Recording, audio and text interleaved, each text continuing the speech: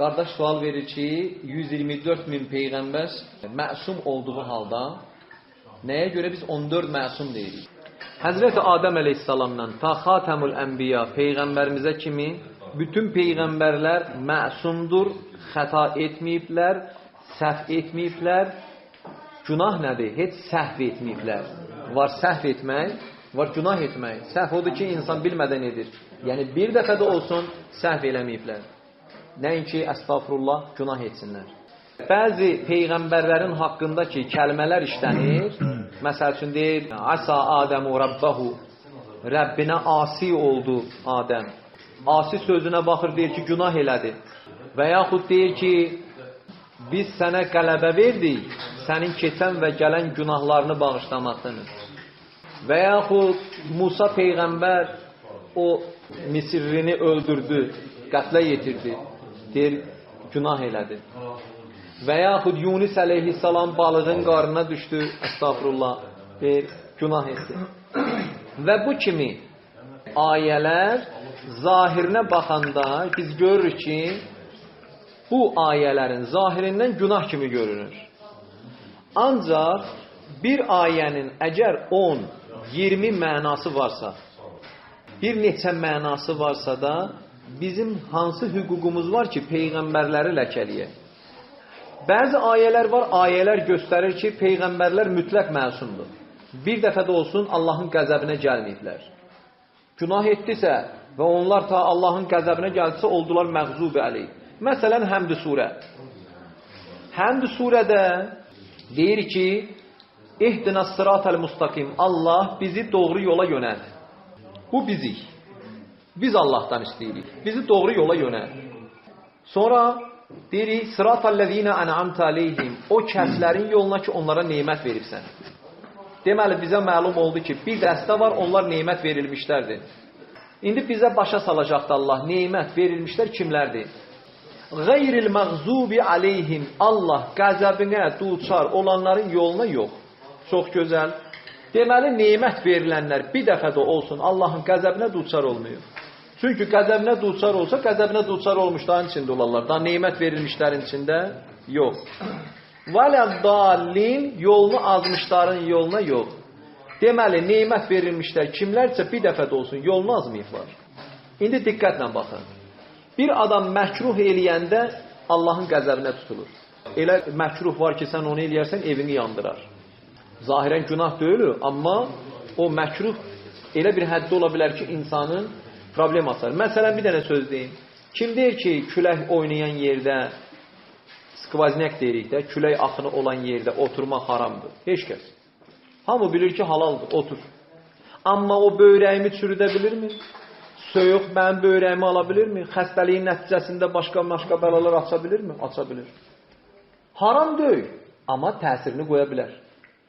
Adam əlini torpaqlı şəkildə ağzına vursun, haramdır, yox.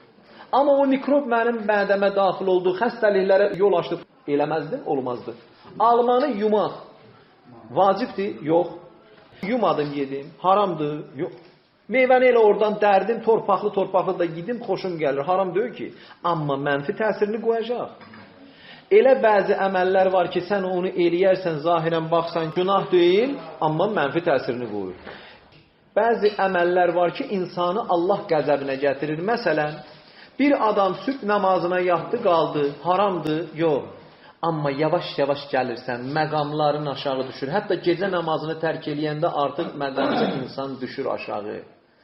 Elə hərəkətlər var ki, şəriətlə haram deyil, amma onu çox elədikcə səni Allahdan uzaqlaşdırır. Bir zaman ki, bəndə Allahdan uzaqlaşdı, qəzəbə gəlmişlərin içindədir. Amma cəza, cəhənnəm əzabı kimi yox, uzaqlaşmaq kimi. وَمَنْ أَعْرَزَ عَنْ ذِكْرِ فَإِنَّ لَهُ مَعِيشَةً زَنْكَ. Kim məndən uzaqlaşdı, həyatı sıxılır. Sıxılmaq nə olur? Allah əlini çəkir, sən qalırsan çətinlikdə. Allah Teala burada deyir, onlar bir dəfə də olsun qəzəbə gəlməyib. Nemət verilənlər bir dəfə yolunu azmayıbsa, buna deyirlər məsumluq. Məsum nədir? Qəzəbə gəlməsin. Bir iş görməsin ki, Allahın qəzəbinə gəlsin. İstər kiçik, istər böyük. İstiqamətdən çıxmayıb, sırat-əl müstəqimdə doğru gedir, o sağa, sola əyilmir. Azan nədir? Doğru yoldan ayrıldı sağa, ya sola? Allah deyir, bunlar azmayıb. Çünki nemət verilənlər kimdirsə, Biz deyirik ki, Allah bizi o neymət verdiyin şəxslərin yoluna çatdır. Qəzəbinə gələn olmasın. Deməli, bu neymət verilənlər bir dəfə də olsun qəzəbə gəlmir. Bu neymət verilənlər bir dəfə də olsun azmayıbdır. Allah, onlar kimdir? Quran-ı Kərimdə Allah Teala buyurur: وَمَنْ يُطِعِ اللّٰهَ وَالرَّسُولَ فَأُولَٰئِكَ مَعَ الَّذ۪ينَ أَنْعَمَ اللّٰهُ عَلَيْهِمْ مِنَ النَّبِيِّينَ وَالصِّدِّيقِينَ وَالشُّهَدَاءِ وَالصَّالِحِينَ وَحَسُنَ أُولَٰئِكَ رَفِيقًا. Kim mənə və mənim Peyğəmbərimə itaat eləsə, mən onları qoyacağım cənnətdə bir yerdə, kimlərlə? Neymət verdiyim şəxslərlə bir yerdə. Fikir verin, neymət verdiyim şəxslərlə bir yerdə. Neymət verdiyin şəxslər kimdir Allahım? Minən nəbiyyin, birinci Peyğəmbərlər. 124 min Peyğəmbərin hamısı bu ayənin içindədir. Onlar neymət verilmiş insanlardır. Əgər neymət verilmiş insanlardırsa da, ayədə də deyir ki, o qəzəbə gəlmişlərdir. O bir dəfə də azmayıb. Peyğəmbərlər Allahın qəzəbinə gəlməyib. Peyğəmbərlər səhv eləməyibdir. Dəlillər gətirə bilərəm. Mən çox vaxtınızı almayayım. Sənin sualına qısa şəkildə təbii ki, nə qədər bacarıram cavab verəm. Ən əsası budur ki, ayənin özündəki kəlmənin özünə, lüğətdə bax, gör müsbət mənalar olduğu yerdə sənin hədəfin və məqsədin nədir? Niyə Peyğəmbəri aşağılamaq üçün 20 dənə mənadan mənfisini tutursan? Niyə o mənanı Quran özü açıqlaya biləcəyi halda ona pis məna verirsən? Mən yadınızdadırsa danışdım Yunus əleyhissalamı. O ayəni görün nə cür tərcümə edirlər. وَزَنُّونِ اِذْ ذَهَبَ مُغَازِبًا. Yadına sal balığın sahibi olan Yunus əleyhissalamı getdi qəzəblənərək. Qəzəbləndi, çıxdı, getdi. فَظَنَّ أَنْ لَنْ نَقْدِرَ عَلَيْهِ. Tərcüməyə baxın. O elə güman etdi ki, bizim dildə deyək, elə fikirləşdi ki, elə fərz elədi ki, əllən naqdirə aleyh, bizim heç vaxt ona gücümüz çatmaz.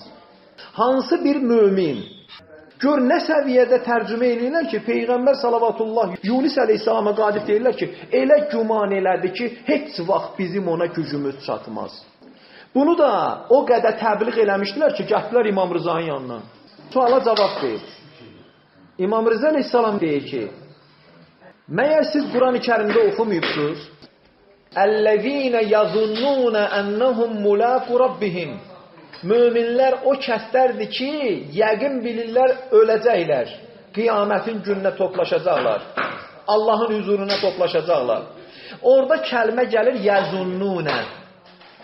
Bütün əhl-i sünnə alimləri tərcümə edib yəqin edirlər. Halbuki yazununə güman edirlər deməkdir. Hansı ki, güman edirlər, axirət aləmi var. Niyə əhl-i sünnə onu güman edirlər kimi tərcümə eləməyib? Yəqin edirlər kimi tərcümə edib. Niyə? Baxın. Yəzunnunə lüğətdə yəqin mənasında da işləyib. Elm və yəqin. Bir mənası da güman. Bizim Azərbaycanda 70%. Təqribən güman edirəm ki, belədir. Ona deyilir zənn. Amma zənnin bir mənası da yəqindir. Niyə burada ayədə zənni gəldiyi halda sən niyə burada yəqin mənasında verdin? Diraq pis məna verir. Halbuki ayə tərcüməsi nədərdir? Onlar yəqin bilirlər ki, aləm var, axirət aləmi var. Yəzunnunəni yəqin mənasında verdi. Məyər Quran-ı Kərimdə Allah Teala buyurmadı ki, faqadara aleyhi rizqahu, elə ki Allah insanı imtihana çəkir, faqadara aleyhi rizqahu, onun ruzisini qısaldır. Qədərənin bir mənası oldu qısaltmaq. Amma burada ayədə də qədərə işlənir. Qədərənin nə mənada verdi? Qüdrət. İndi biz iki dənə məna var. Bir, qüdrət, bir də sıxılma. İmam Rıza deyir, gəlin heç olmasa bu ayələri götürün, qoyun bu ayənin altına, indi tərcümə eləyin. Onların tərcüməsi belədir. Peyğəmbər qəzəbləndi, Yunus. Qəzəbləndi, çıxdı, getdi. Diqqətə bax, çıxdı, getdi. Elə güman elədi ki, bizim ona gücümüz çatmaz. İndi İmam Rızanın tərcüməsinə. Peyğəmbər Yunus qəzəbləndi xalqa günahlarına görə, təbii ki, günah edirdilər, dəvət elədi, tövbə eləmədilər, qəzəbləndi, çıxdı, getdi və yəqin bildi ki, biz heç vaxt onu sıxıntıda qoymarıq. Peyğəmbər yəqin bildi ki, biz heç vaxt onu sıxıntıda qoymarıq. Quran-ı Kərimin o gözəl mənasını, Peyğəmbərin məqamını ucaldan mənanı qoydular kənara, mənfi mənanı gətirib Peyğəmbərə aid elədilər. Niyyətləri sanki Peyğəmbərə aşağı salmaq. Əgər bu bir mənalıdırsa, onda gənə bir təhər söhbət eləmək olar ki, bunun bir dənə mənası var. 20 mənası yoxdur ki, ayrı məna verim. Bir məna da xurmadır. Bir də var, bir sözün 20 mənası varsa, niyə mənfini götürürsən? Hansı ayəni deyirsinizsə, Peyğəmbər, bizim Peyğəmbər olsun, Yusif, məsəl üçün deyək, Yunus əleyhissalam və digər Peyğəmbərə, Nuh əleyhissalam, Quranda Peyğəmbərə əstağfurullah, məqamını adcana aşağı göstərən, hansı ayədən xoşunuz gəlir göstərin, əlhamdülillah, oxumuşuq, öyrənmişik, Əhl-i Beytin sözlərindən, mən sizə bir deyim hamısını, izahını kəlmə-kəlmə. Görəcəksiniz ki, Peyğəmbərlər heç günahı təsəvvür eləmir, zehnindən belə keçmir, heç ağlına gəlməz. Məsəl üçün, bəzi günahlar var ki, sənin ağlına gəlməz. Məsələn, birini deyim. Ha vaxtsa kebabı, demişəm bu sözü, kebabı bişirərkən kimin ağlından keçirdi ki, bu kömür nə qəşəng yanır, qoy onu götürüb işləyim. Dilini yandırar mı? Desəm, hətta məsəl üçün onu niyə yemirsən, deyəsən, məntiqsiz sualdır. Elə günahlar var ki, indi özünüz bilirsiniz da, dilimlə sadalamağa ehtiyac yoxdur. Elə günahlar var ki, bu dəqiqə cəmiyyətdə, sənin özünə və öz şəxsiyyətinə aid. Onu, mən sana desəm, qadanam, mən yatsam, yuxuma girməz. Nətər bəzi günahlar sənin yuxuna gəlmir, çünki sən onu yəqin bilirsən ki, nə deməkdir. 100% bilirsən. Peyğəmbərlər hər bir əməlin arxasını, ardını, nəticəsini, bəlasını, müsibətini bilənlərdir. Onlar hər şeyi Allahın izni ilə bilənlərdir. Onlar bilirlər nədir bu. Sənin təsəvvür elədiyin qeybəti o əsla eləməz. Bilir ki, meyid ətini, qardaşın ətini yeməkdir. O heç vaxt Allah Taala qadağan elədiyi şeyə əl uzatmaz. Günah olan bir şey yatsa yuxusuna girməz. Onlar xəta da belə eləmirlər. Çünki Allah Teala Quran-ı Kərimdə gör Peyğəmbərimizi necə vəsf eləyir. وَمَنْ يُطِعِ الرَّسُولَ فَقَدْ أَطَاعَ اللَّهِ Kim mənim Peyğəmbərimə itaat edir, o mənə itaat edir. Allah Teala buyurur, o heç vaxt öz nəfsindən heç nə danışmır. Nə danışır? Mənim danışdığımdır. Gəl deyirsə, gedin dalından. Niyə? Çünki ona itaat mənə itaatdir. Əgər o səhvə məni dəvət edirsə, deməli Allah səhv edir. Əstağfurullah. Onların ona görə məqamlarını mütləq Peyğəmbərlərimiz Əhl-i Beytdən öyrənib açıqlamaq lazımdır. Qaldı ki, onun məsumluğuna, o məsumluq, Peyğəmbərlərin məsumluğu elminə görədir, məqamına görədir, dərəcələrinə.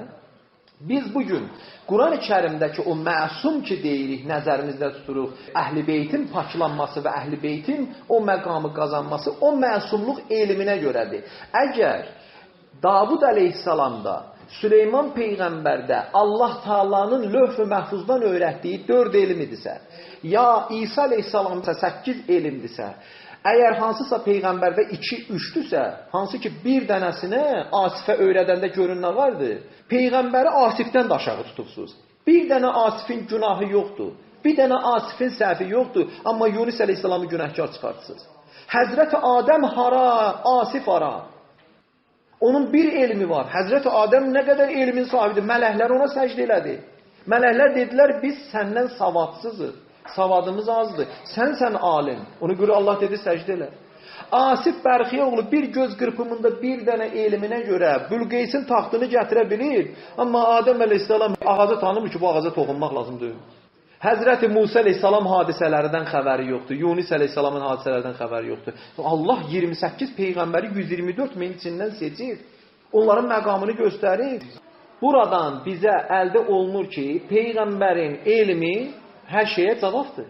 Əgər bizdə Əhl-i Beytində elmi 73 elmidən 72-sini Allah Taala Həzrət Rasulullaha verirsə, mən elmin şəhəriyəm, Əli onun qapısıdırsa və Peyğəmbər salavatullah buyurur, Əli mənim nəfsimdir, Ali İmran surəsinin 61-ci ayəsində deyilən kimi, Əli mənim canımdır, Əli mənim nəfsimdir, mən gördüyümü Əli sən görürsən, mən eşitdiyimi ya Əli sən eşidirsən, Həzrət Əli əleyhissalamın dərəcələrini vəsf eləməyə ehtiyac yoxdur. Ona görə 14 məsumun elmi çoxdur deyə, o biri Peyğəmbərlərdən, onun elmi Rasulullahın elminin özüdür, onun davamçısı, onun daşıyıcılarıdır. Peyğəmbərin elmi onlardan çox olduğuna görə bunların da məsumluğu ondandır. Nətər ki, sənin toka yəqinin var, əlini vurmursan, yəqinin olduğu şeylərdən özümü qoruyursan, onlar da elmi məqamına görə, onlardan üstün olduğuna görə 14 məsumun məqamı, dərəcəsi onlar üstündür. Ona görə deyirlər 14 məsum. Amma o birləri də məsumdur. Bəli, 100% məsumdular. Amma hər biri öz dərəcəsinə. Məsələn, Rəsulla Peyğəmbər arasında fərq nədədir? Elmində, imtahandan keçməkdə, yəqinlərinin artmağında. Məsələn, İbrahim Peyğəmbər təzə başlayanda yəqinini artırmağını Allahdan istəyirdi. İmamlıq mərtəbəsinə çatana qədər gör nə Allahdan istəyir. Allah ölüləri necə dirildirsən? Allah dedi. İnanmırsan? Dedi, liyatmainnə qalbi, istəyirəm qəlbim aramlıq tapsın. İndi İbrahim Peyğəmbərə deyir, mən imtihana çəkirəm səni, bütün bəşəriyyətə imam təyin eləmək üçün. Bu Allahın rəsuludur, Peyğəmbərdir, imtihan verib, məqam gəlir. Allah təzdən buna, Bəqərə surəsi 124-də buyurur ki, وَإِذِ ابْتَلَى إِبْرَاهِيمَ رَبُّهُ بِكَلِمَاتٍ فَأَتَمَّهُنَّ قَالَ إِنِّي جَعِلُكَ لِلنَّاسِ إِمَامًا. Allah İbrahimi imtihana çəkdi, bəzi əməllərlə o onu tamamladıkdan sonra biz dedik, səni bütün insanlara imam təyin edirəm. Deməli, imamlıq nədirsə böyük tituldur. Allah Səcdə surəsi 24-cü ayədə buyurur ki, biz onların içərisindən imam təyin elədik. Ha vaxt?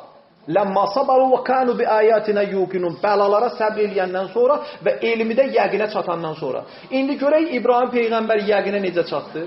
Ayədə buyurur. Biz göylərin və yerin içini, göy bilirsiniz nə deməkdir hacı? Sən təsəvvür edə bilməyəcəyin məkan. Bütün göylərin və yerin içini biz göstərdik ki, İbrahim yəqinə çatsın. Allah isə deyir ki, yəqinə çatmayanı imam eləmirəm. Bəli, Səcdə surəsi 24. Yəqinə çatmayanı imam eləmirəm. İbrahim imamlıq məqamına, dərəcəsinə gəldi, çatdı yəqinə çatandan sonra. Yəqinə çatanda bilsin nədir? Bütün göylərin və yerin içini bildi. Ona görə də imamlıq məqamında olan insan yəqin əhli olmalı. Qurana görə imam kimdir? Onu tapın. Ona görə məsumluğu onların seçilir, salib seçildiyinə görə 14 məsum deyirik. Yoxsa bütün ənbiyanı biz məsum qəbul edirik, Həzrət Adəmdən ta xatəmə kimi hamısını. Allah sizdən razı olsun. Vəssalamu aleykum və rəhmətullah.